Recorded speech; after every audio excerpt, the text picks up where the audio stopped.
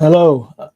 Looks like I'm live. Sorry, I'm a little bit late. I thought I had a few issues going live. Put some comments in the chat below, and we'll get talking about Marc Guehi and whether Newcastle United should move on from him now. Whether they should go back in with another bid. £65 million has been rejected, or 60 plus 5, and I think the guarantee situation with Marc Guehi and the fact that 5 million and that fact that 5 million isn't guaranteed by the sounds of it is the issue.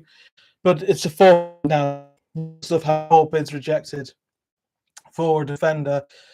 They're days away from the start of the transfer. The start of the season. Sorry, or a day away from the start of the season. Is now the point where you start to worry about where Newcastle are with this deal and should they move them forward. I can see a few of you in the chat already. As I say, I'm sorry I'm slightly late. I had a few teething issues getting the stream live. Drop some thoughts in the comments below if you think that Newcastle United should be prepared to go back in for Marc Guehi for a 5th time, or what you think the situation is. Because for me, actually, I think that Newcastle are at a point where they're quite they're quite far along when it comes to Marc Guehi. I think they've made clear that they want him, and I think Palace is just trying to be a bit clever with it. And I think that what they're trying to do is create a situation where it gives them the strength and the control, but ultimately their footing is quite weak when it comes to Marc Guehi. He's not going to sign a new contract. We've said all this on the shows, the Mondays and Thursday shows, but they're not going to keep it. They're not going to keep him in the sense of he's not going to sign a new contract. He's rejected terms already. But also, he is not getting the interest that people that Palace maybe think that he would. They're trying. I think that's why they've gone public with this. They're trying to spark a bit of a bidding war. They're trying to gain the advantage, as I said earlier, in with this interest. It just hasn't happened in the way that they want, and that's why they've gone. That's why they've put him up for interviews this week with BBC and Sky and various different people before the start of the season. So let me know in the comments what you think. But for me, I think this game has just taken a twist. I don't think this is the end. I think Newcastle maybe need to get involved in the posturing perhaps and go a little bit public and say we're going to walk away. And there is a certain level, but what I think certainly I've taken from this in the immediate aftermath of this is a lot of people say if it's 70 million or if it's 75 or anything like above 65. I think they set their stall out at 65 million. It's 60 plus 5, and the 5 isn't guaranteed.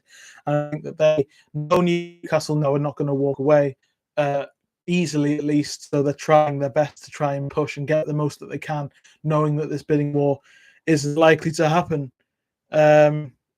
Mukhtar says, I got to say, I'm kind of disappointed in Mitchell for the way he's handled his first window. I expected more from him if we were willing to throw that much money on a short centre back in Guehi. Yeah, I mean, I voiced my concerns about, or my opinion that I think maybe I've gone bigger on the right winger because that's been a longer term issue. But at the same time, you can see the logic in going for Guehi because Newcastle need a centre back more immediate in terms of numbers, because 2 of them are out with cruciate knee ligament injuries, and they conceded so many goals last season, and they scored a lot of goals despite having a lack of that coming from Murphy and Miguel Almiron on the right. So in that sense, a centre back is at the moment the more pressing issue, and Guehi is an available player who is not at the price even that's being quoted. It's not record price for an English centre back. Lots of people would probably say he's better than Harry Maguire, and Harry Maguire cost 80 million. That's been at least that's what Palace's argument is. I'm not sure I quite fully subscribe to that, given the context of what Harry Maguire was when he was at Leicester and all that. But I think maybe centre back has become more pressing than maybe he thought. Maybe lots of people thought at the time. Mitchell being the person he by the way in that sense. So yeah, I think that there's definitely a cause for this question to be asked now, but I also think that with Marc Guehi, I was texting some family earlier, and I sort of said with Marc Guehi, because my family, this WhatsApp, this chat's been going on in the WhatsApp chat for a long time, and now I think lots of people are coming up to the point of saying, "Well, let's walk away."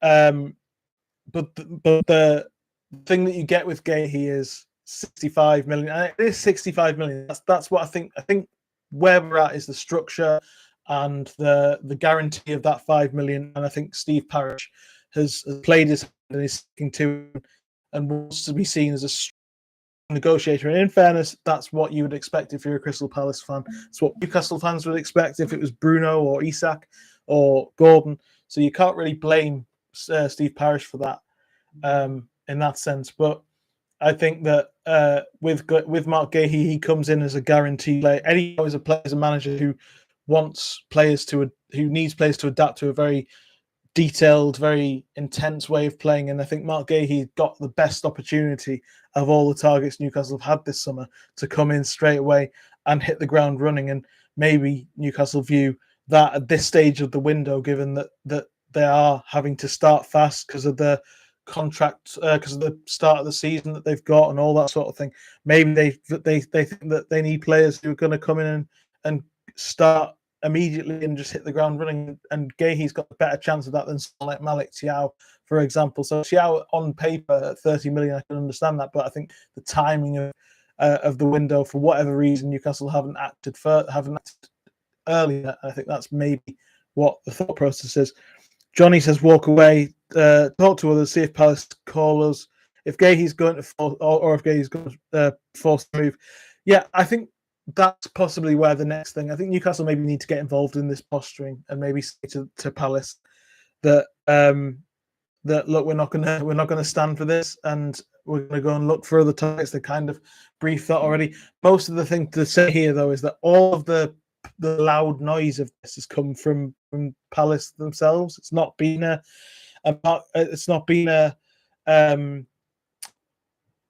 Newcastle thing. Newcastle made a very obvious choice, particularly Amanda Staveley out, who was quite on good terms with a lot of the media.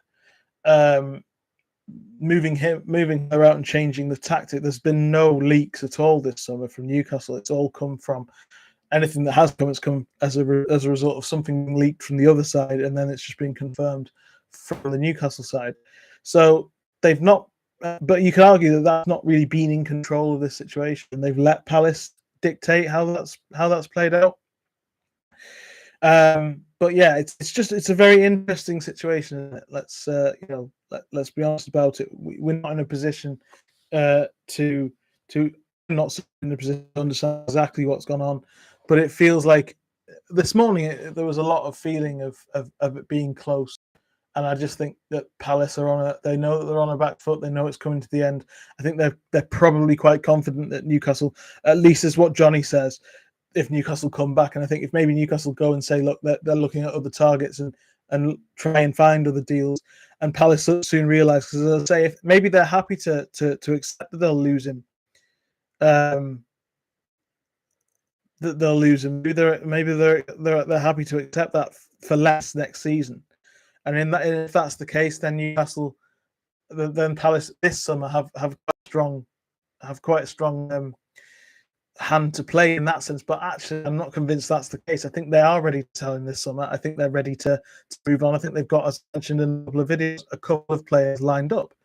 So that means that they have to sell him this summer, and they are trying to maintain control. So I think if Newcastle hold their nerve, maybe. And maybe don't even make a new offer. See how this goes in a few days, perhaps. But for me, I think this is a really, really crucial point in the summer now. I think that I wouldn't say the positivity around Thiaw, but the idea of Thiaw has maybe sort of shifted slightly because of the timing of the window, as I mentioned earlier. He's not likely to hit the ground running at Newcastle because they're so short in centre half. Maybe they need someone who's going to be that sort of calming influence in that sense, which is exactly what Marc Guehi would be.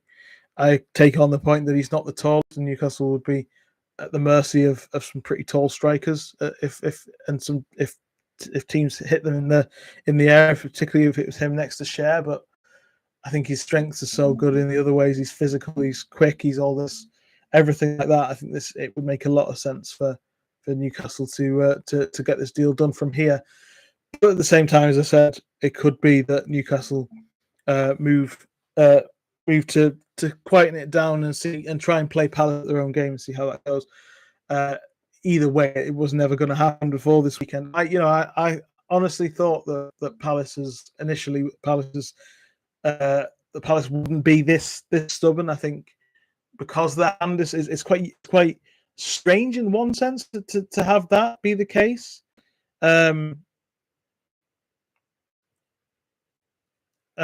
Strange that that's the case, that they've given, as I say, the hand is so weak, they're not going to sign him onto a new contract.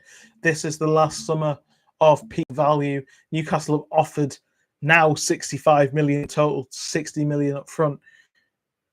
To me, it makes no sense to not take the offer when it's on the table. But at the same time, if Palace have decided that they're happy to maybe see him go next summer for cheaper, then they can. Then that's their prerogative. But again, they've got players lined up. They've got the likes of Chalobah's been linked, and Lacroix from Wolfsburg, Sunu from Bayer Leverkusen. They're reportedly quite high up with these deals and quite far along with these deals. And Fulham aren't intent on getting Anderson out, and they're certainly not intent. They're nowhere near the 40 million valuation that they have on Anderson, whereas lost there or thereabouts with Guehi. And I think there's a feeling, even though this rejection's come, I just think it's a game for them, and they're being very bold. But ultimately, they do want to sell him. So if they want to sell Newcastle, if they want to sell him, then that's possibly up to then this is the opportunity to do that. Sorry, I've been rambling because I'm half reading the comments and half trying to speak at the same time. Mark says, why did they actually reject the bid? Was it the price, or maybe how much they are willing to pay up front? So that's exactly what I'm talking about. Like, I think the suggestion that I have got, and a couple of, like, I messaged somebody just before I came on, and the suggestion is that 60 plus 5 is the offer, and the 5 is not guaranteed. And Palace are saying, look, it's 65. So that's what their suggestion, by the sound of it, they're suggesting that 65, that's a 60 million offer with a sort of like performance and potential risk of that 5 not showing up. I wouldn't be surprised if, though, the deal is also not 60 million straight in one go, and that's maybe not what Palace are upset about. Maybe they want a bit more money straight up. I don't really know that. That's just speculation on my part, but I think Newcastle are not convinced that this is that Palace are being entirely genuine with this. I think that they are playing a little bit of a game, and Newcastle have already made it clear that they're willing to wait. And I think maybe their willingness has sort of given Palace a little bit more confidence, because there's almost like it's been 2 weeks and it's been played out in public. Lots of clubs, as has been debated, would have walked away by this point, and Newcastle still haven't. So Palace have probably looked at this and gone, well, we can try a few things here and see what Newcastle do.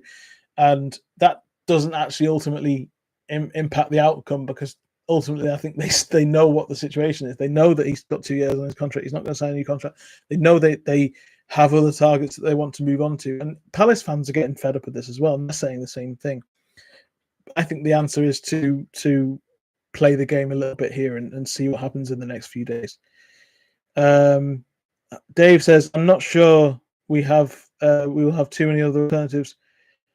Any other names except Thiago? Our suggestion of operating with a small pool is positive as well as negative. Yeah, I was in the room when he said about the small pool, and I tend to agree with him because you need a player, and this is what I'm talking about players coming in and making a difference immediately. Thiaw is not a player who's going to do that. They've looked at Branthwaite, but that's not likely to be happening at this stage for a sort of similar reason why I think Newcastle would probably be that their valuation of Everton's valuation of Jared Branthwaite is higher, and he's younger, but I don't think he has the sort of cachet that Guehi does after the Euro, so I don't think that's likely to happen. Other names, I don't think there are any at the moment. I think that's the point. I think that's why they're so. They every noise that's come out since has been about Guehi making being the difference maker, and Newcastle wanting him. So I think that this is one that's likely to rumble on in that sense. That's why I don't think this is the end. So lots of people. So the title of this video is "Should Newcastle walk away?"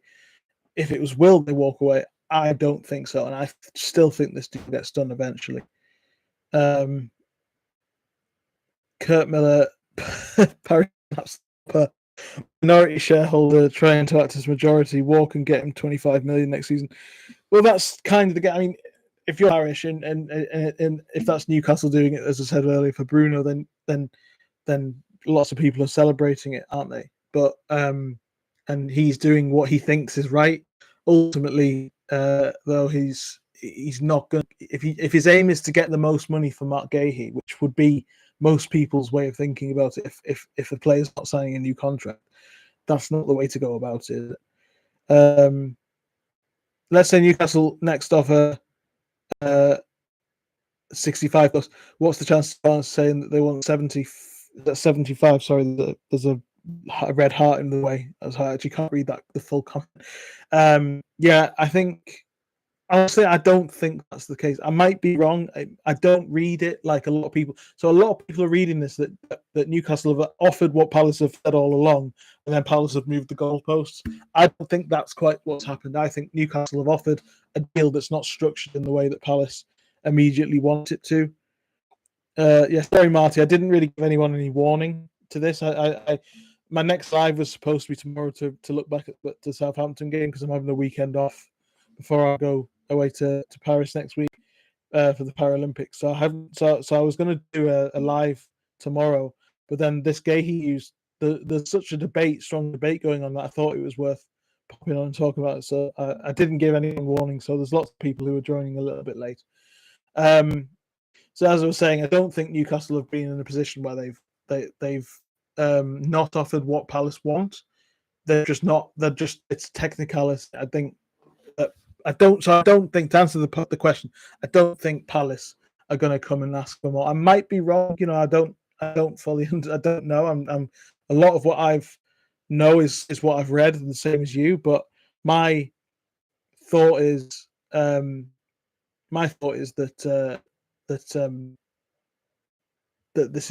this is not structured properly, and it's another game to see where they can do this. Probably because they're so confident that Newcastle aren't going to leave the situation anymore. Guehi is clearly Newcastle's number one target. That's exactly the point. Newcastle are really, really keen on Marc Guehi. If Newcastle were not that keen, I think if it's been suggested, Palace have actually upped the price at the last minute, Newcastle will absolutely walk away and they'll move on. But I don't think this is the case because Palace have been so consistent about 65, and then Newcastle have tried every single time to try and lower it and come to a compromise, and they've just not compromised. And I think that extends to 65, possibly 65 million. At least a guarantee of 65 million, whereas at this stage it's a guarantee of 60 and plus 5 on appearances. Maybe it's 65 in a massive chunk, which doesn't tend to happen these days. These deals are very much spread out over a few years, so I don't know on that, but I think for me, this isn't about Palace moving the goalposts and wanting more. Again, I could be wrong on that though. I said after the first bid, Kurt says, I said after the first bid, as soon as we offered the amount goalposts would be moved. If we pursue it, then other teams will try and rinse us. Absolutely. If they have moved the goalposts, like if they are asking for 70, then Newcastle should absolutely 100% walk away from this and do something and look at somebody else. And maybe they'll have, but at that stage, they'll have to probably look at players who aren't going to guarantee any instant, coming in and making a massive difference straight away and transforming the defense in style. I think Thiaw would do that, but absolutely, I don't think he would do it in terms of guarantee of, a guarantee of how of not taking time to adjust to the league and the pace and everything like that. That's what I think Newcastle are buying in Guehi, and that's why Palace are so keen on that amount of money. But as I said, it'll be a case of I don't think Newcastle are going to make the next move. Put it that way. I think in terms of an offer, I think their next move will be either to publicly say, "Okay, we're going to move on and find somebody else," and then try and then see what Palace do as was suggested, or they privately, or they privately just come to a conclusion. I just think it's about structure, and I think if they can find a way of either making the extra 5 million more attainable, maybe they're not happy with that. Again, I am speculating on this, but maybe they're looking at that 5 million being not as attainable and not guarantee. Maybe if Newcastle can find a way, like shorten the amount of appearances or whatever, to give them the extra 5 million, that'll be enough. But I do think I just find it difficult to understand how Newcastle would get this far in and not feel like the deal could be done at previous points, because actually there's been a lot. If you've noticed how quickly this one was, the last two, but initially they were very quickly to say that this one was rejected, but actually Parish has done this all extremely publicly. He came out on Sky and said it was rejected. That was how it broke. It wasn't through journalists like this one. It was on. He actually said it on Sky. It's all done very publicly and very quickly. Whereas these last two have they've been considered, and actually the tone about it this morning was that there was a sense that would be the way it was, and that would be it, and Newcastle would probably get this one done. And actually, I think from a Newcastle perspective, they are still not entirely genuine with this whole thing. They're probably trying to play them a bit. So I do think this is one of the worst transfer sagas we've had since the takeover. I think it is, but at the same time, that's not Newcastle's. You could argue it is Newcastle's doing because they haven't paid. If they just paid the 65, it would have been done. But Newcastle haven't. What means Newcastle haven't leaked this. If you remember when the very first thing that Newcastle did when they were hiring Eddie Howe, they leaked that Unai Emery was going to be the manager, and it was nowhere near as close as lots of people thought it was, and got burnt. And then since then, they've still given a bit of info here and there up until this summer. I think actually that's the change. So Newcastle have tried to be really quite quiet on the whole thing, and that was the point when.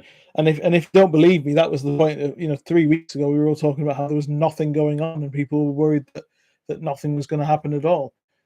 Now it's too public, and it's too public because Palace want it out there. And Palace want it out there because they want a bidding war. They want to be able to say this is a deal that we control. And I think ultimately, I just get the feeling that it'll get done still, because if it wasn't, if Newcastle were willing to walk away, they'd have walked away a lot sooner. I caveat that by saying if Palace have said that they want 70 and change the goalposts, because up until this point they have been really, really consistent. They've said 65 all the way through. Whereas if Newcastle get to 65 and they turn around and say 70, then they've changed. That's not negotiation in good faith, and Newcastle should absolutely walk away. If they don't think that the deal's structured the right way, or they're just trying to sort of see one last opportunity to try and get a few extra million, then ultimately that'll probably pay off at this stage because Newcastle haven't walked away. Marty says, who's doing the leaking? How do we know exactly what's happening? It's all Palace. As I say, it's all Crystal Palace because they want it out. They know that he's not signing a new contract. They're planning for the future without him, and this isn't going to be a deal that's they're not going to sign him on a new contract. He is going to go, whether he goes this summer for peak value, probably possibly even inflated value after the Euros.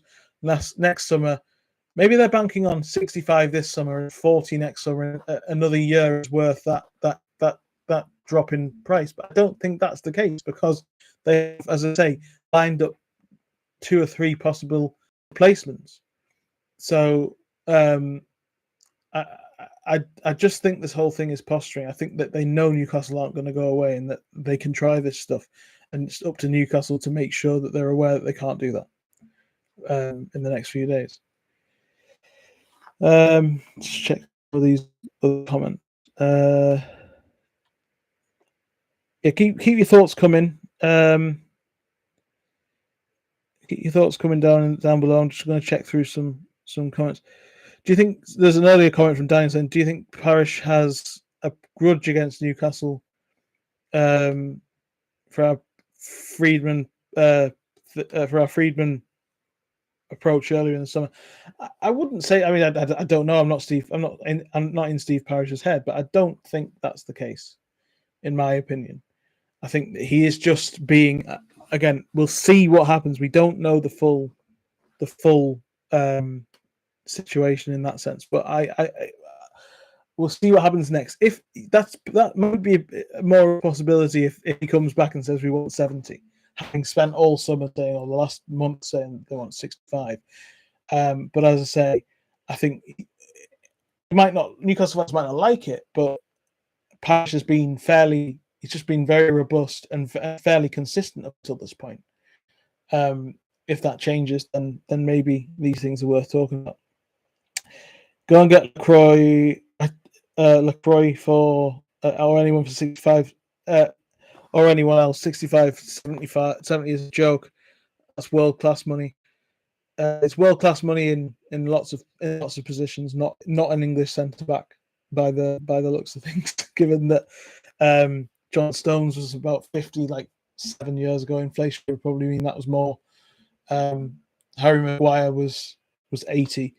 That would probably be bigger in terms of inflation since as well. And Guehi is the informed England defender, unfortunately. Rather just go for Kevin Danto. Good option. I like that. So 25 million. Not frees up money for right winger. I think that's the conundrum, isn't it? That Burst said earlier.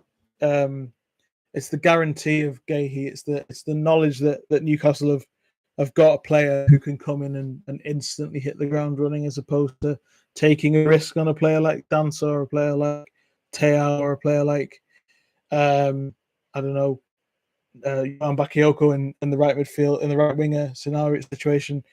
Anyone who's not from a top 5 league regularly playing in a top 5 league at a top team. I don't buy this idea that Premier League proven is a thing by itself, but I also think that if you look at all the other potential options, then even like Teao, he's played for Milan, but he's not been a regular for Milan. And somebody in a previous live stream the other day said that Milan were trying to rinse Newcastle for Teao, and that was 40 million, and that was still going on. So I think that extra money is the perception that Guehi is in form and comes straight in and just instantly makes the defense look solid, which is something that on paper Teao probably does, or someone else probably does, but it's that lack of understanding, isn't it, of guaranteeing that they'll come in and make a difference, having played at that level. And I mean, let me turn it around on you guys then. What do you think about this? If Marc Guehi played Newcastle, and somebody's wanting to buy him, how much do you? So not like how much you to buy him for, because I think there's a difference between market value and club value. How much would you want for Marc Guehi coming off the back of the Euros, with 2 years left in his contract?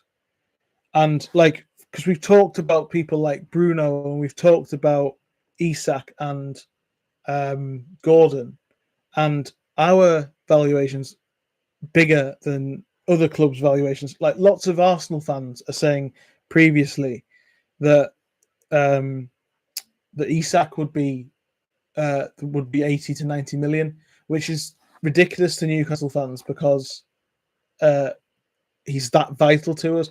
So the point I'm asking you guys, Nerdtrosha says 50 to 55.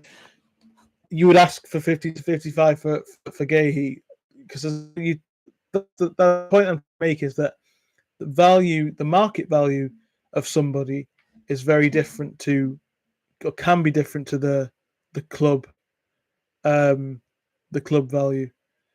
Daniel asks, would Dougie Freedman have been made aware of our summer budget during negotiations for the director of football role? If so, Palace probably know we can afford 65.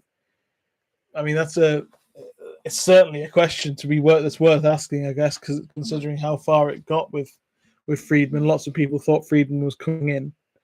And you would imagine there was probably, if he was getting down to the point of asking about that's absolutely possible. I wouldn't deny that, but yeah, I think there's definitely a sort of feeling, isn't there, that it's come to a head either way. I think it just depends on whether Palace have moved the goalpost. That seemed to be the take of a lot of people instantly on Twitter, and a lot of people, like, not just random people, fans, like big, like some quite sizable people on Twitter were saying, if it's 70, should Newcastle pay it? If it's this, should Newcastle pay it? I don't read it as that situation. But I will say that if it is that situation, absolutely don't pay it, because then you look very, very weak, and you give the to Palace completely. And someone gave us, with 2 years, and someone gave us 55 for a centre back. That's for me is good business. I think. I honestly think that Palace are trying something that is not particularly logical here. As I say, they know that they're not going to get anything from. Sorry, what was your question? Re-ask it again. Sorry, Dave. Sorry, it's gone to the top, and so re-ask it again, and I'll answer it once it's at the bottom. Because I'm in the middle of I think that the 55 for the Palace, what Palace are doing is not particularly logical here, because they're not that they know that what the situation, that like they are perfectly primed to sell Marc Guehi, because he's not going to sign his contract. He's not going to. They've got replacements lined up, and they're getting close to their value. So most clubs in that scenario, you would think, would just sell, but they are trying something different for whatever reason. I don't quite get it. Maybe they're trying to show that they're a good, that they're in a strong position. Whatever their they'll be aware of what's coming out of this, which is basically that he won't be worth whatever they value that now next summer. But also, I think Marc Guehi has made it clear that he wants to move. He might, and whether his professionalism, I don't think his professionalism will fully drop ever, but because he seems to be a very old head on young shoulders. But at the same time, like that sort of frustration can grow, can't it, and fester, which is something Newcastle probably need to keep in mind with someone like Anthony Gordon down the line, if things don't, if that contract situation doesn't improve or change. I'm going to go and read Dave's question in a second. If Mitchell has pulled the plug, does he need to consult or chat with Howe? I think the dynamics are a bit stiff, a bit off still. He would need to do that, yeah, because Howe's already said that it's about collaboration. It's not about, yeah. Thanks, thanks, Dave. Sorry, I found your question. Yes, he does. I think Guehi is Howe's preferred target, but I think he does because the he Eddie Howe's actually said in Germany, he said there was lots of talk about the dynamic being right against Hull. Again, I was in the room as he said this.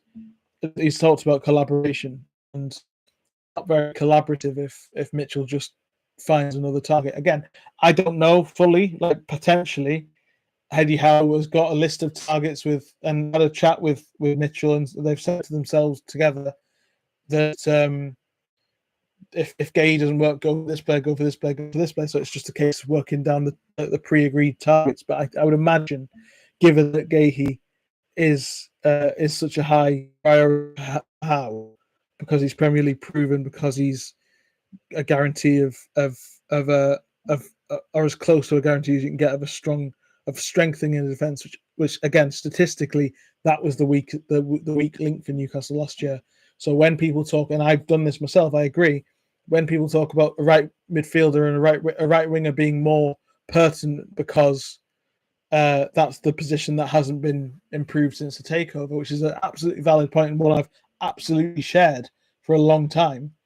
The alternative argument to that is that actually Newcastle scored more goals than they have done in a league season last year and conceded only, I think, 2 or 3 teams conceded more.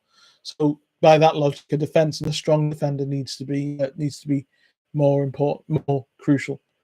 So maybe that is a point. Someone said that Guehi wasn't part of the kit reveal.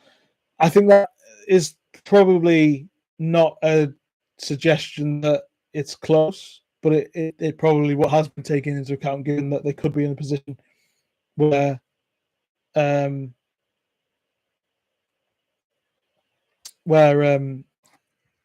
so they could be in a position where he goes and he's part of the kit release. So I think that's probably factored in. I don't know if it's a difference maker within itself, because he has also been there. They are saying he will play against Brentford at the weekend on, I think it's Sunday, isn't it? Just checked, and apparently we actually offered 70 million, and the structure was what Palace wanted. Not sure how true this is. I wouldn't know. Kurt, I wouldn't know about it. As far as I'm concerned, as far as I'm aware, it was 65 and 60 plus 5. I find it odd that they would, if they've been told, and everyone's been told, because everyone believed, and still as officially the official valuation is 65. So everyone believes it's 65. So why would Newcastle offer 70 in that case? But I think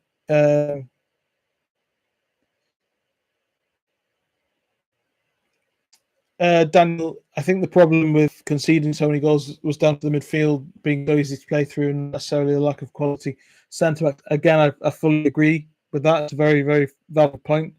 But at the same time, 2 of those centre backs that are available are out for, not just injured for a little bit, they're out till January. So, and Newcastle don't have any pace at the back at all. So, in terms of and so the defense is not strong enough to deal with 6 months if they don't get somebody in. And actually, I think I do think that they need to. And missing Pope as Travis was a massive thing. Actually, I didn't actually realize this at the time, but it wasn't.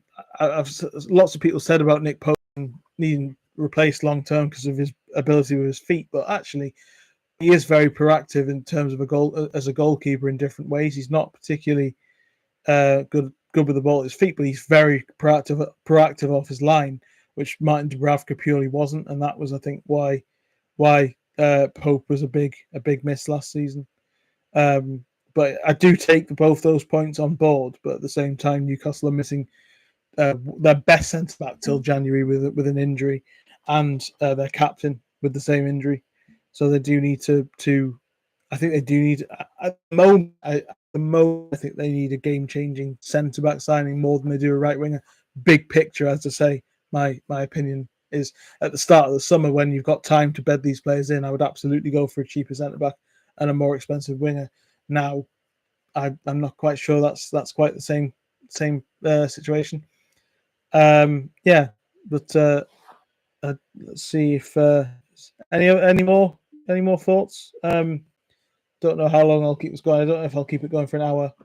Apart from anything else, because I've got something to eat. I've got to go and eat something. But I wasn't planning on doing this. I've had meetings all day, and then I just saw this. I had a bit of spare time, and I thought I'd come on and see what you thought. Much rather spend money on a midfielder and goals. Just and the opinion the midfield is strong enough, and you can get by without world class centre backs. Generally, I would absolutely. I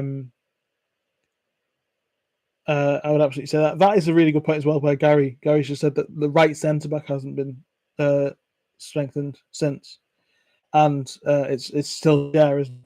So that is very, very fair. Having said that, Marc Guehi tends to play on the left and can play on the right, so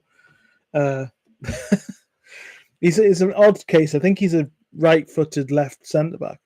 I might be wrong. Correct me if I'm wrong in the comments, but I think that's what he is. So yeah, I think this one ultimately, as I say, for anyone who's coming in late, I think this one still gets done eventually. Daniel said, Fulham centre back on the free transfer was deemed high enough quality at the start of the window to plug a gap. Why the drastic change of strategy? I think probably because he was Premier League proven. I think that was it. I think it's to do. I think that's the. I think I don't know if it's a change of strategy. I just think, as I say, maybe because we got later in the window. I don't know. I am speculating here again, Daniel. But it's a fair question. But I think he was also playing. He was also ready and ready in the Premier League. That looks a very silly choice from him, by the way, to be third choice right centre back at Chelsea. Not even third choice centre back, third choice right centre back. They've got about eight centre backs altogether, haven't they? So yeah, it's interesting, isn't it? I think, but for me, I think that's the difference. I think the fact that he played in the Premier League is why that's not viewed the same.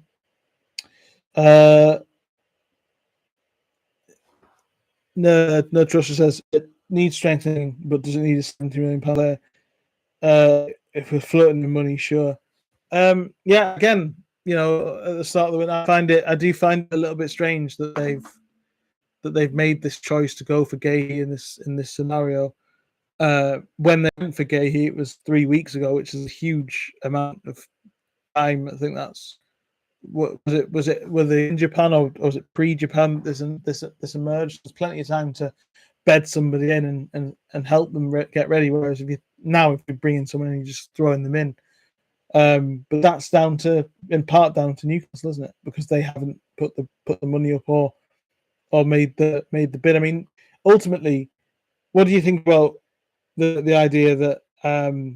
What do you think about the thought that this suggestion basically that it's down to Newcastle because they've offered 65, but they haven't offered 65 in the way that Palace want them to, and they've not. So, do you think does that change your opinion on this?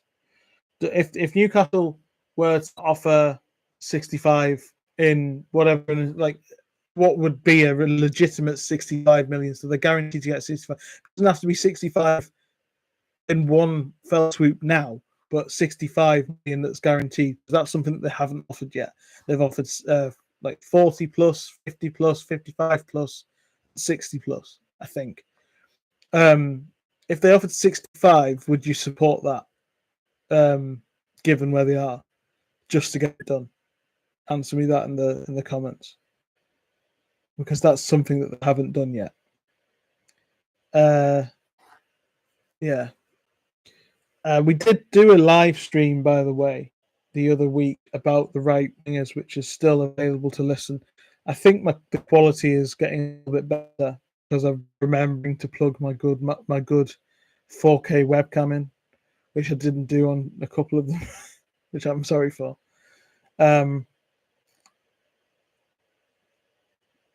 Nutrosha says, yes, I'd be happy to just pay 65, says Daniel. Nutrosha says, if we were able to sell people, sure, but currently we don't appear to be doing a great job at this. Yeah, it's the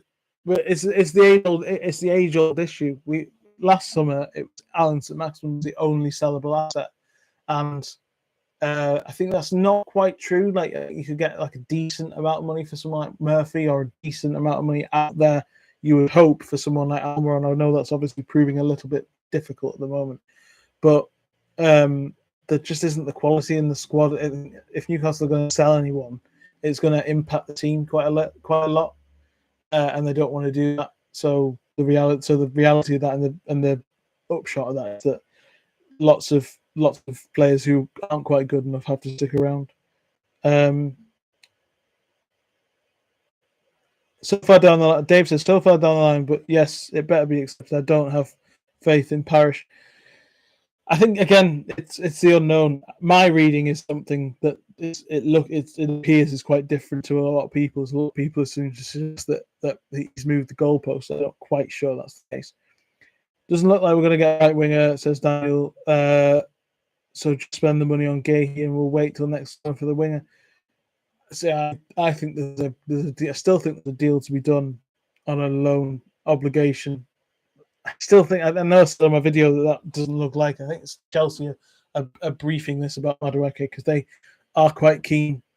Maresca is quite keen on him, but I think there's a deal to be explored there for a player on an obligation basis in the same way that there was. I wouldn't lose faith on the right wing yet, but it does look unlikely, especially if they're going to have to pay more, or even either a bigger fee up front or a bigger fee generally than they've planned on for Guehi. Travis says the PL proof is a load of pony. You think Premier League teams playing in the Champions League would be waltzing around the pitch, beating everyone with ease, no trust in scouts and coaches? Yeah. Again, I think it's not about the Premier League. For me, it's about the top leagues and playing regularly in the top leagues. I think if someone comes in from La Liga and they've experienced, and they come in from maybe even like, honestly, in their experience, I don't think anyone was looking at Tonali last summer, for example, saying he Premier proved. I think everyone knew how good he was going to be and could be, and hopefully he will prove to be that good this season. So I do agree with that, but I do think that experience at a high level is good.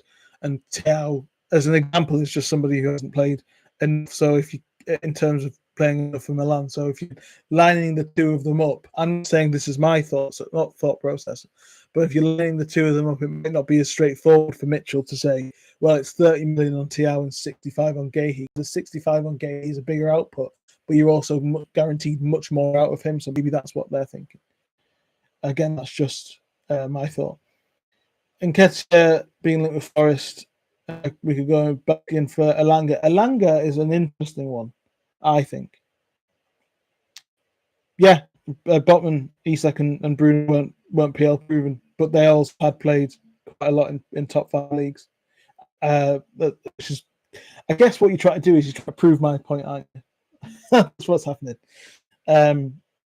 Nketiah is still linked with Forest. If this happens, we could go back in for Elanga, says Atrocious. Elanga is an interesting one, isn't it? Because I think a few weeks ago, lots of people were like, Elanga, really? Like, that's underwhelming. Whereas if you got Guehi and Elanga now, I think quite a lot of people would see that as a good summer.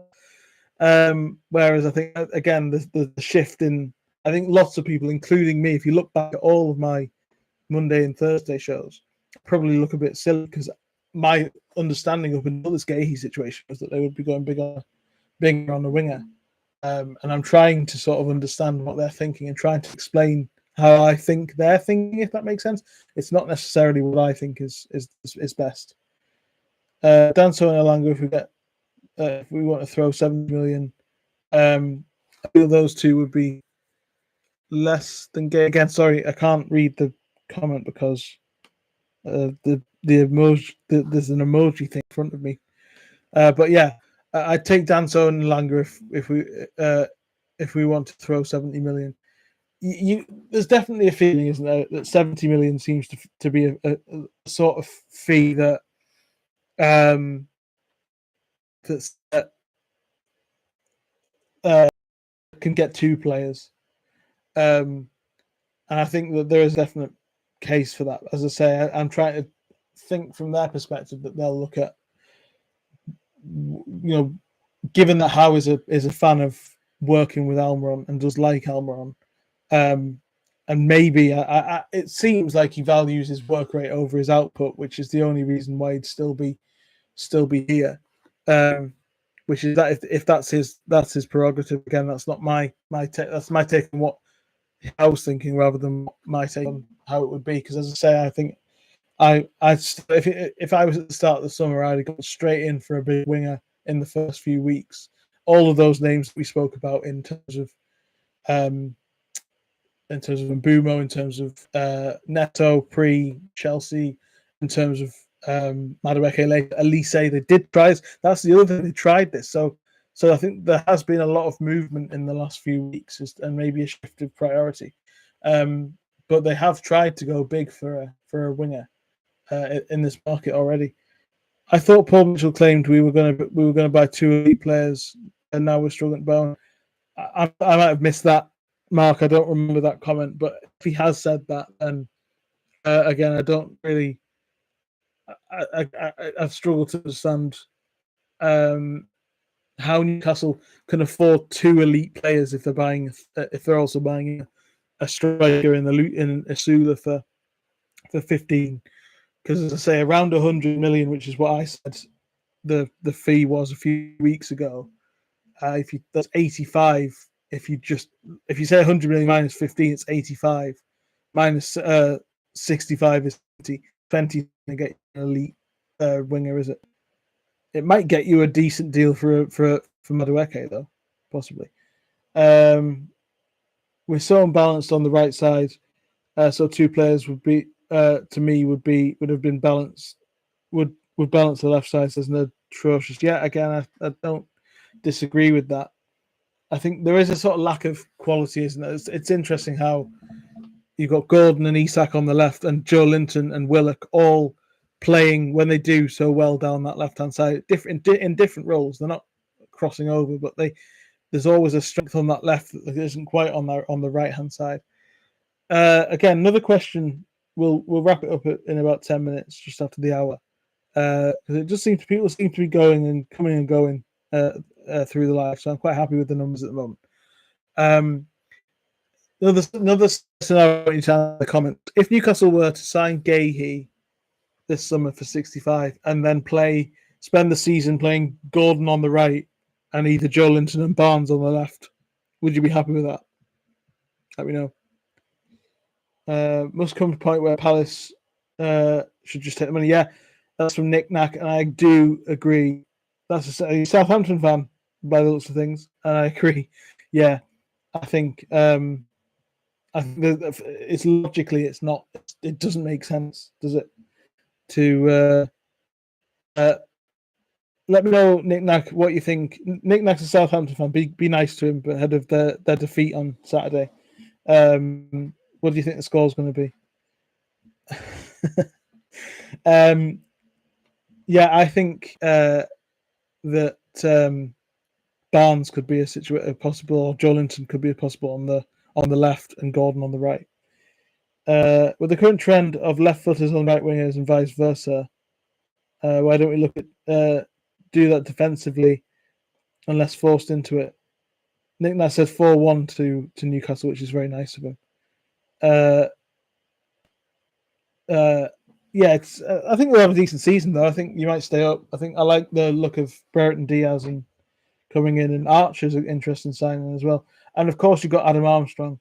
I hope he doesn't see this because it's quite gossipy of me to say this, but my brother was at a wedding with Adam Armstrong in the summer, which is quite a fun story that I like to tell people. They were joint best men. We need to sort out the goalkeeper's position. Yeah, I think that's a point. That's again Southampton, not not Newcastle.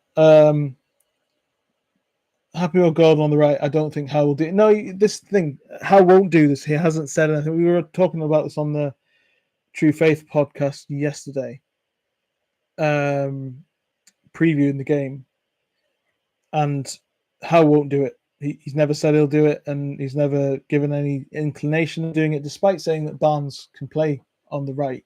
Which Barnes playing on the right isn't the issue for me. You would move Gordon, play Barnes on the left, or Joe Linton on the left. But I think generally for quality purposes, because Gordon is sort of like 85, 90% as good on the right as he is on the left, I think 85% Gordon on the right is better than 100% Almiron or Murphy. Having said that, I think we can all agree that on pre-season form,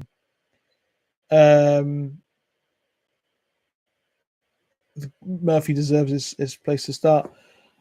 Jerry says Marc Guehi should sign for 65 million, deal with add-ons, unless Logan Costa and Chalobah move to Newcastle, and Noni Wedewicker signs to Newcastle, and Shirky signs to Newcastle. Ryan Shirky would be an excellent signing for Newcastle, but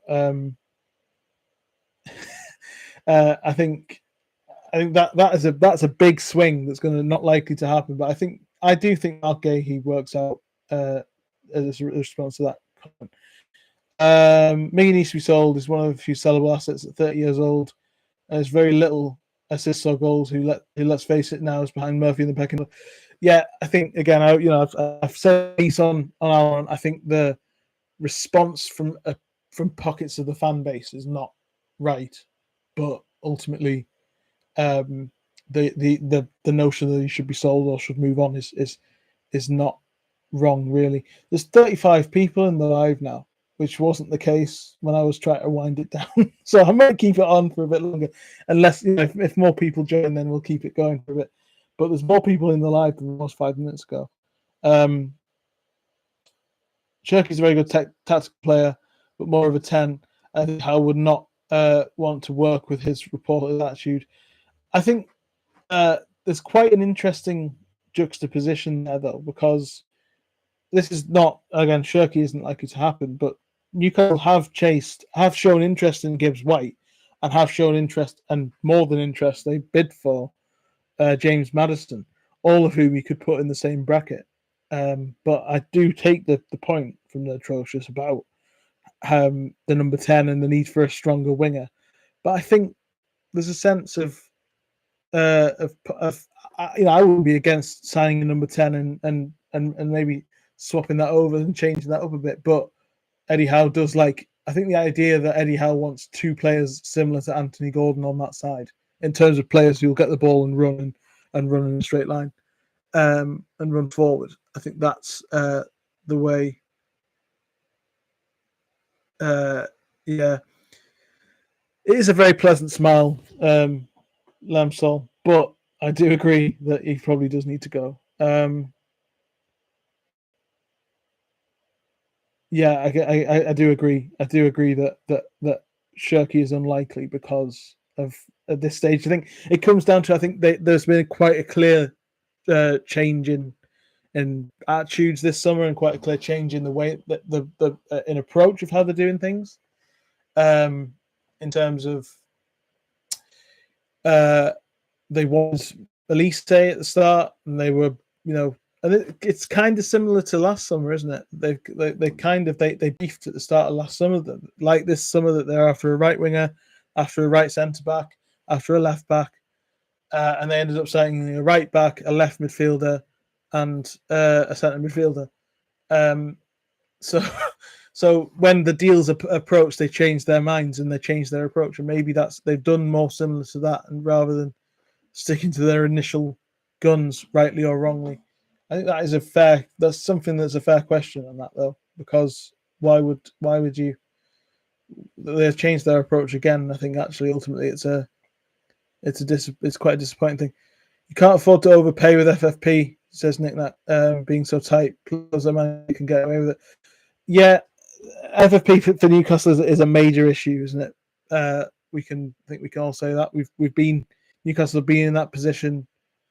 Yeah, get some likes. Marty says get some likes on the video. 33 watching, only there's up to 9 likes. But yeah, please like and subscribe if you haven't already for more. There will be hopefully a live, because I'm at home, as I said, I'm at home tomorrow, so there'll be hopefully a live instant reaction at 5 o'clock to the Southampton game. And hopefully, so yeah, there'll be a reaction at 5 o'clock. If you're around, join me for that, and we can talk through the game. If Nick Nack's around, hopefully he'll join us for that.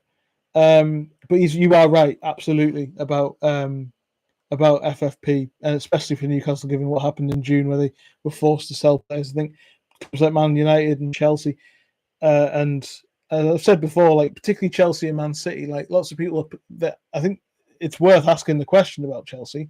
But the thing you got to remember is like Newcastle, when it came to FFP, Newcastle were desperate to sell Minter and were hanging on this idea of selling Minter for a massive profit. Chelsea have done that with Amari Hutchinson at pure profit this summer at 22 million, and no one's batted an eyelid. Man City have done it with Howard Bellis. He's gone to Southampton. Yeah, Southampton, isn't it? For 20 million. Nobody's batting an eyelid at those. That's the difference. They're not even touching the sides and getting 20, 25 million for players. Newcastle can't do that, as we've seen with Almiron, we've seen with Wilson, we've seen with Trippier. The players who are most likely to leave, they're not going to go for big money. So that's the issue. Teams are out for tonight's game. Oh, I forgot that. Yeah, we'll have to leave it a bit for tonight's game. Prediction for the score tomorrow. Shall we do? Yeah, well, let's do a little bit of a live preview of the game, given that Nick Nack's here, and we can talk about the game. I said 3-0 on the True Faith pod. I think Newcastle should win the game. I'd like to know what Nick Nack thinks about the idea of playing Newcastle. First up, is that a nightmare start? Given that they've got, I think what Newcastle do really well is they win these games, don't they? They tend to win the home games against teams that aren't the top sides. They lost to Forest last year. It was their first league defeat to anyone who wasn't in the traditional Big Six. Nick says it's a tough start, but you're better off playing top teams early on. Isn't it great that he said that Newcastle are a top team? I think Nick Nack can come back if he wants. Yeah, I think Southampton will be fine. I like Russell Martin does, but I think ultimately Russell Martin seems like the kind of manager who, fair play to him, sticks to his principles, and his principles might open up the game for Newcastle tomorrow. Until we had that recent run at St Mary's, the travelling team had won this fixture for 20 odd years. That's a recent win at St Mary's. Yeah, that's Newcastle. It was terrible, wasn't it? Their run at St Mary's. They couldn't win at the Dell. And I always remember, and there's a book behind me that I wrote. If you haven't bought it, go and buy it. On Sir Bobby Robson's time at Newcastle, and that game at St Mary's just cost them the Champions League in that season. And yeah, it was a shame, wasn't it? But Southampton I think they'll have a good season. I do, not just because Nick Nack's here and being so kind to us. I think Newcastle will win tomorrow, but I think I like what Brereton Diaz. I watched Brereton Diaz at Southampton, Sheffield United last season, and he scored quite a few goals. Are you coming for the game, Nick Nack? Are you going to be at the game at St James's? Have you been at St James's?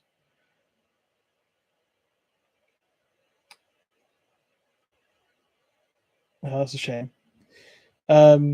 Yeah, I think I do. I think that Southampton will have a good season. I think they bought fairly well in terms of Brereton Diaz is a striker. I think can get.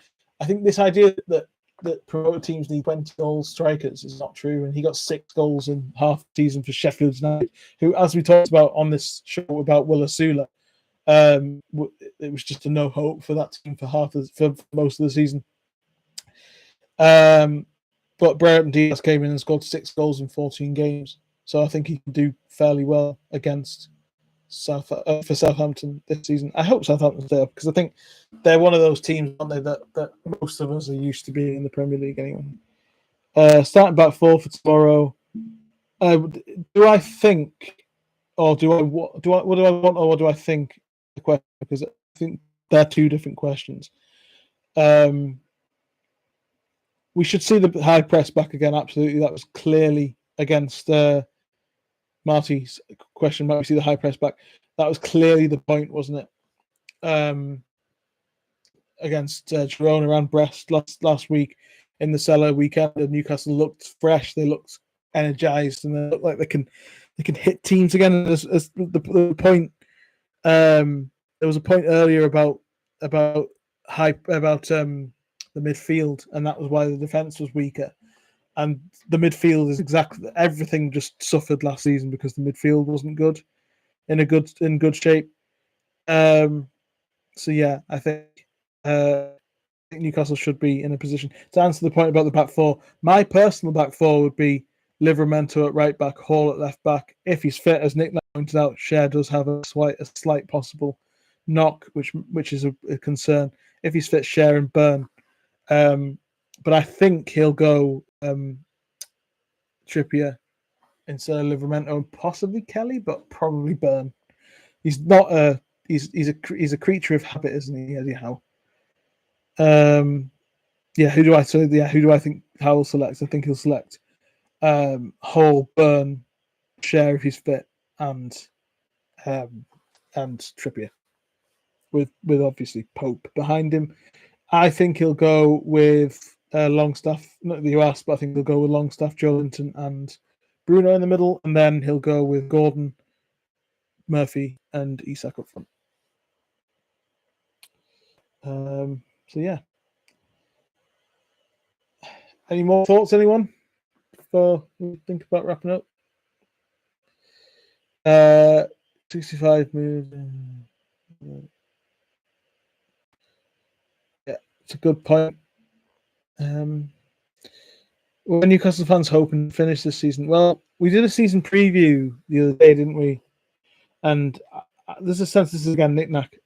This is a sense that I think, at least, there's a feeling that they need to finish, that the club wants to finish in the top five.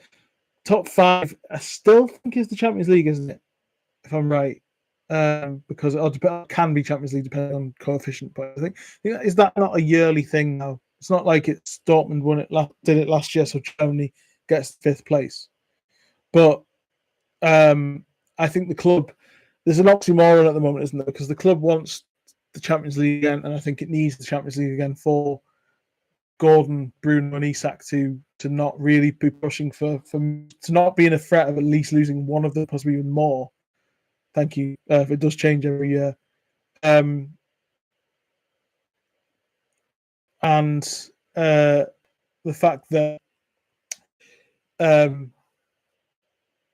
they need to keep those players happy means that, and obviously there's been this big sort of ruthless idea of a ruthless change, means that they're not playing in Europe and they should be in a position to challenge for the Champions League, but at the same time haven't strengthened, and Eddie Howe's well within his rights next season to say, you haven't given me the squad.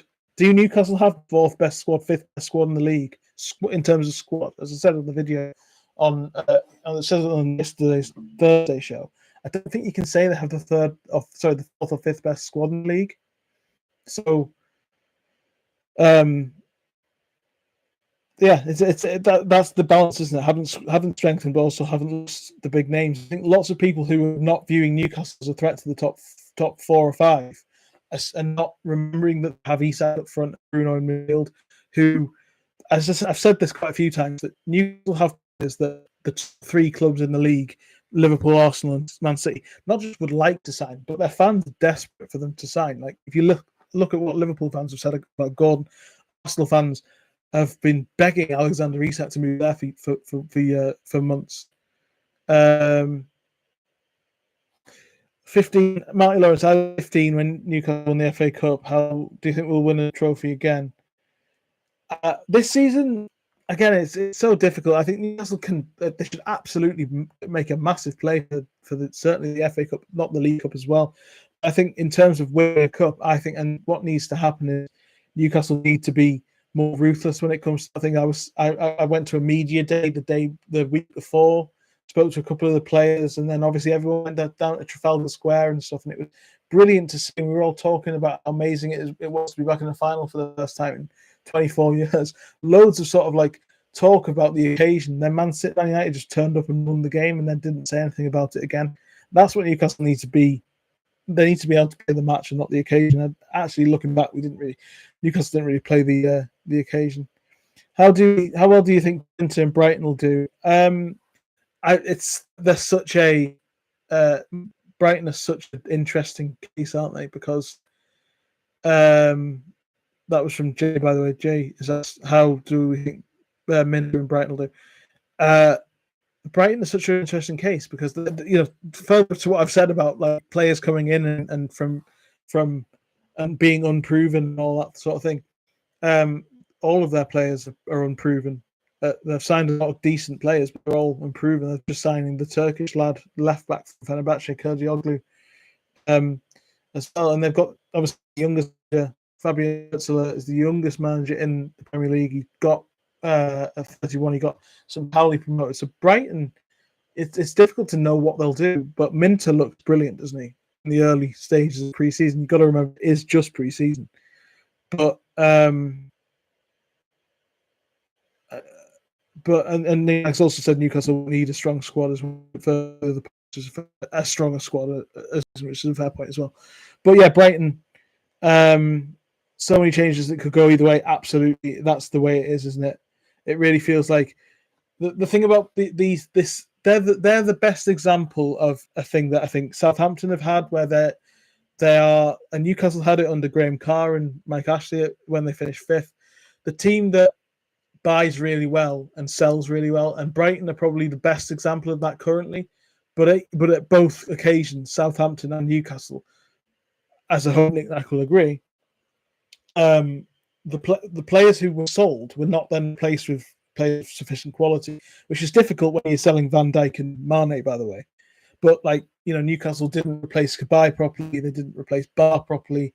Oh, they did with Remy, but Remy was on loan. They didn't. Eventually, the quality diminished over time.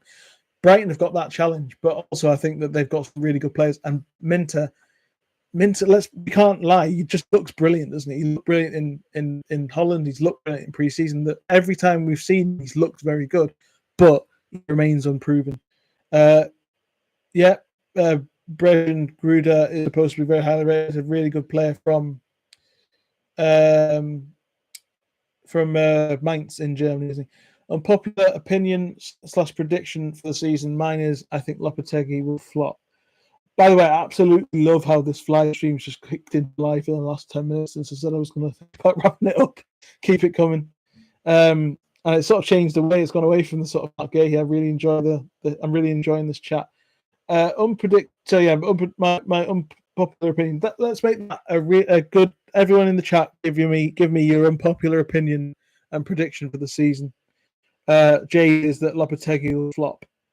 I think I might take a bit of time with this actually. I don't. Mine's that. I don't know if he'll be sacked, but I don't think Unai Emery is going to do. Lots of people are putting Villa in the top 4 because Unai Emery is the manager. There's a thing that's said in Spain about going what's called full Emery, which is like choking when it matters, and we've seen a little bit of that at Villa.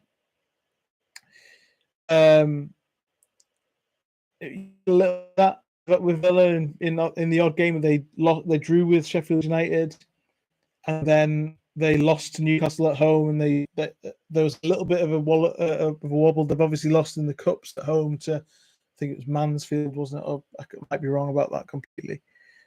Stevenage, I think that was it. And they've had these sort of moments, but I think this idea that Emery is going to push Villa to heights that are going to mean that Villa's quality is going to survive the Villa's team is going to survive the trials and tribulations of the Champions League that Newcastle didn't is ludicrous, because he's always flopped in the league as opposed to cups. He never won away at Sevilla when they were winning the Europa League. At Valencia, he was very unpopular, admittedly finishing third behind Real Madrid and Barcelona. He went to Spartak Moscow and didn't really pull up any trees. Villarreal were very similar in terms of they didn't really cause too many ructions in the league, and they've had a difficult summer for me. They've been forced to sell players in degrees. They've sold Diaby, I think, because a good offer came in, but I don't think they would have planned for that.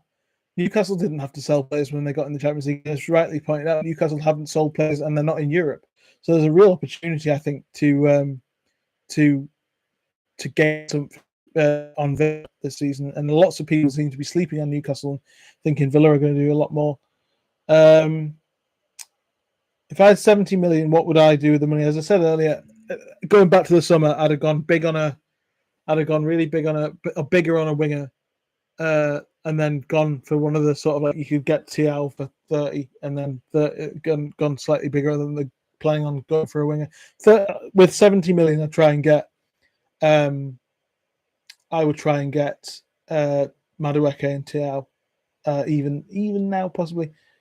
I'm not sure anyone besides City, Arsenal, and Liverpool are equipped to cope with both Europe and the Premier League. I think that's certainly, and especially this year because the Champions League is way bigger, isn't it? There's more games. It's not just that there's a couple more teams in it. It's also going further. So it stops in December. It's going into January. So it means it's eating into the winter break that's there for 2 months. That gives the teams in the Champions League a buffer. Unpopular opinion: all three promoted teams stay up unless they get a massive points deduction, which I think is probably likely, isn't it? And I do agree with Nick Knack's point actually that last season was slightly an anomaly where there was like two last season was an anomaly. Luton were not equipped for the Premier League. They came up and had a brilliant season, but they just weren't ready. And then I think there was an issue. There was issues behind the scenes at Burnley by the looks of things, and Sheffield United had a really difficult summer, never recovered. They didn't, similarly to what I was saying about replacing players, they didn't really do that very well.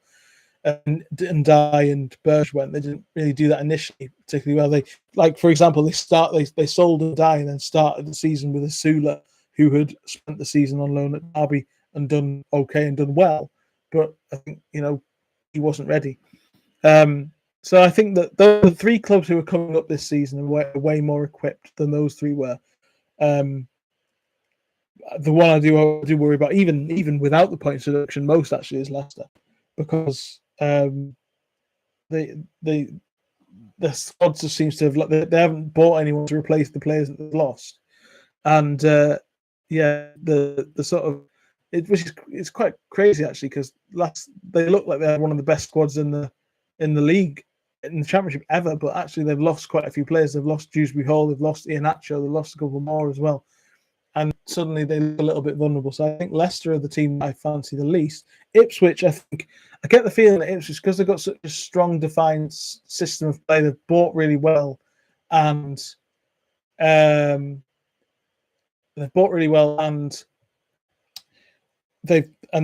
sort of coming up with a bit of momentum. They might have a really good season in the way that Bournemouth did under Eddie Howe the first time, and Chris Wilder, Sheffield United did a few years ago, Leeds under Bielsa. That sort of, maybe not getting into the top half, but sort of being well away from relegation. Can I also ask people in the chat if you'd like more Premier League conversations as well and videos on the Premier League, maybe not so much Newcastle? As well as I've said on the channel update that I did, if you haven't checked that out, do go and do so.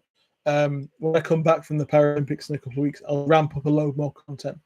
But there's not going to be any left Newcastle content. There's going to be every game's going to be previewed and reviewed like last season. The reviews are going to be live. The previews are probably going to be pre-recorded. But they're going to be a bit more in-depth than they were. But let the comments on it before we do really start to think about wrapping up. Would you like more Premier League conversations and more maybe non-Newcastle generally? Let me know what you think. because I am trying to think about where ways to develop the channel further and whatever. But I do understand that obviously a lot of people are here to talk about Newcastle United, and I fully appreciate that as well. So do let me know on the chat in the next few minutes. I actually like when Ipswich is doing. It feels like they feel like a 15th place team. Yeah, I think that's I think that they could be quite safe this season. Ultimately, I think that they'll have a good year because I think the signing of Phillips, which has sort of been, I think Calvin Phillips' career's nosedive has been quite spectacular. Like from being the England Player of the Year in the year they got to the Euros final to now being a complete laughingstock. I think he's actually a really good signing for Ipswich. He'll set the tone. He's one of those players that people say he gets people playing. He gives them an anchor in games. He did that for Leeds. He can do that for Ipswich with a lot of less pressure on him. I think there's not, at West Ham, I think he was expected to do a lot more than he was ended up being able to do. But yeah, I think that's actually it's going to be a really good good season for Ipswich because I think Kieran McKenna's got a really good, well structured team, and I think the same for Southampton as well. Actually, it makes it more diverse and interesting. Also, being an American, hard to find too much NUFC women information. I'm hoping to do a piece on the NUFC women BBC Sport, and possibly I haven't fully organised this yet, but I'm trying to do a piece on NUFC women for when they play Sunderland in the derby, and I think it's October. So keep an eye. I'll keep you posted on that. But yeah, I'd love to do more non-Premier. Maybe I do like so I react to the Premier League games as well. Do another video on the weekend's games. What do you think about that? Do more. So as I said, my current plan is to do a preview that's pre-recorded. A second one, the live reaction. It'll be this for the game around, but Sunday evening, Monday, depending on when Newcastle play and when I'm free. Looking back specifically at how Newcastle have played, but maybe I do another one. Maybe I do a general Premier League video of live. Let me know again. Please do let me know because I am really keen to do things that people will watch and people are interested in. So yeah, I also think that that there's lots of I think there's going to be more NUFC women's content coming out generally because I think they're going to have a really good go at getting it into the WSL this season. Personally, I only watch when it's Newcastle, though you might get more engagement from fans of other clubs. Maybe creators have many creators have a dedicated and general. Yeah, that's true. Reach out to other fan channels. Loaded Mag, yeah, I've mentioned that Pete.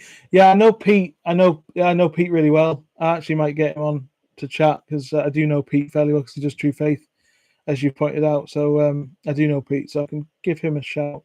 According to the Chronicle article I just read, NUFC's letters was more than 70 million. If that's true, I think they should look elsewhere. If that is true, then absolutely they should look elsewhere. How long have you been in Newcastle? Do you remember the Keegan days with Andy Cole, Rule Fox, Rob Lee, Beardsley, most entitled team in the league? Yeah, I don't remember. I'm 30, so I was born in '94. So my dad's from Gateshead. So I live in Yorkshire, so as you can tell, my accent isn't Newcastle. But my dad's from Gateshead, so I had those pictures of me with the sort of the granddad collar shirt on as a 2-3-year-old. I was obsessed with Alan Shearer growing up, and I'm fortunate enough to know quite a few of those guys. So talking about, would you be interested in like I could get Warren Barton on quite easily on this channel, for example. I'm pretty confident of that. So I know a few of the entertainers guys. And then I started really remembering supporting Newcastle in the Bobby Robson era. And that's why I wrote the book that's behind me on Sir Bobby's time at Newcastle. And yeah, so long time since I've been, since I grew up supporting Newcastle. And then over the last sort of decade, I've sort of focused more on journalism. It's good to get your response to, because I am looking at doing a bit more, but also make targeted videos when something juicy happens, but don't stay chained to covering everything at all times. Yeah, I think so. My plan is that if anything happens like this and I'm around, I'm going to come on and do lives. That's the plan, because it gets people involved and it's good for engagement. But it's good. But I also like doing these lives because people can watch them back. But also there's bits like this that aren't particularly good to watch back. But it's good to me to interact with you guys to get what you guys think, because I'm trying to see what I'm trying to see what I can do for next season. Whether I do so, my initial plan, because I also do some European stuff. So, I did a video on Schalke last season where I actually went to watch them and did a video from a game, and I think that did quite well. So that's the sort of thing I'm trying to look at doing if I get the opportunity to go. But it's also this channel is also going to stay mostly Newcastle United related content. Not signing Guehi have any impact on performance. I don't think Bruno will be thrilled with our struggles so far. I think it's difficult to know, but I think for me, they're going to be in a position, Newcastle, where this week and then the next few games, they should be able to have a good start, and then we can look at. I think that's a question maybe for after August 30th, when it's one of those things, isn't it, Dave, that people will say, if I remember, for example, after Bournemouth last year, I did a video where I sort of talked about the recruitment last summer not being quite right for last season directly, and I think that kind of thing will happen if the results don't start well. It helped putting X on my YouTube alerts. I never get working. I only got into football in the mid-90s, says Nick Nat. Players like in the Championship, manager like watching Matt Letizia. Matt Letizia always used to score against Newcastle as well, didn't he? Ridiculous goals against Newcastle. So yeah. So if you want to join me tomorrow, the live at 5 o'clock, because I'm gonna head off and go and give a break now, I think, because the live is sort of petering out a bit. So I'm gonna head off and out in a minute. But if you do like, if you would like to join me for the Southampton reaction tomorrow, then there'll be the Monday show, a transfer live on Wednesday, like there has been in recent days. We'll talk more about this, and then the Thursday show. Then I will be away for a couple of weeks, as I've mentioned. So there'll be a bit of a break, but we'll come back and there'll be more. As I say, anyone in the comments who's just here for Newcastle, you'll not get any less Newcastle stuff. Anything else will be more and a bonus. So thanks so much for joining me today. Really enjoyed the chat. It's been my longest live yet. Like, share, and subscribe, and I'll see you tomorrow for post Southampton reaction. Cheers.